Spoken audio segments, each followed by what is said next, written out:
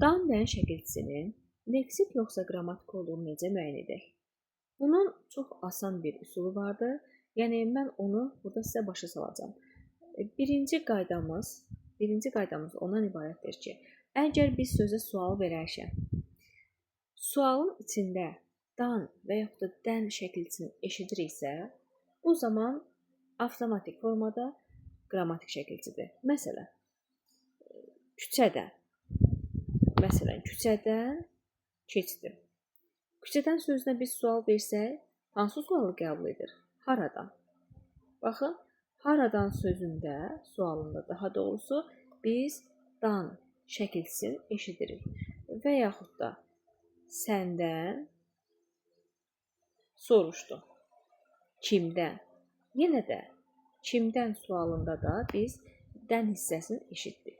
Yəni bu cür sözlərdə hər zaman qrammatik şəkilçi kimi qeyd edirik. Gəldik ikinci hissəyə, yəni bəs dan-dən şəkilçisi hansı hallarda leksik şəkilçi kimi anlaşılır? Bunun üçün biz bir neçə qaydaya baxa bilərik.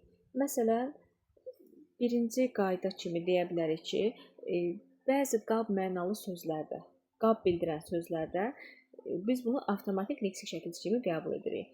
Bu hansı sözlərdir? Məsələn, Güldan sözünə baxaq.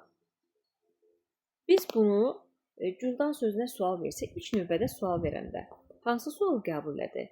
Nə? Biz dan-dəni eşitmədik ki, yox. Və biz bunu təhlil edəndə bu kimi təhlil edirik. Və yaxud da bu tipli sözlər çoxdur. Məsələn, qənddan sözündə var, çaydan sözündə var və s. kimi sözlərdə dan-dən şəkilçisi qab mənasını bildirən leksik şəkilçidir. Amma bundan başqa, məsələn, digər qaydalarda da vardır ki, zərflərdə də biz buna rast gəlirik. Məsələn, çoxdan sözünə baxaq. Çoxdan onu görmürdüm. Nə zaman? Biz bu zaman sual verəndə nə zaman sualını qəbul edir? Haçan mənasına uyğun gəlir. Yəni, bu zamanda sözün kökü çox, dan isə leksik şəkilçi kimi qəbul edilir. Bəzi zaman zərfindən başqa tərz bildirən zərflərdə də biz bunu görürük. Məsələn, ucadan danış. Nə tərzdə? Ucadan. Burada da leksik şəkilçi kimi qəbul olunur və nə tərzdə, necə sualına cavab verir. Və salam, bu qaydalarda biz dan-dən şəkilçisinin ən asan yoluna öyrənmiş oluruq.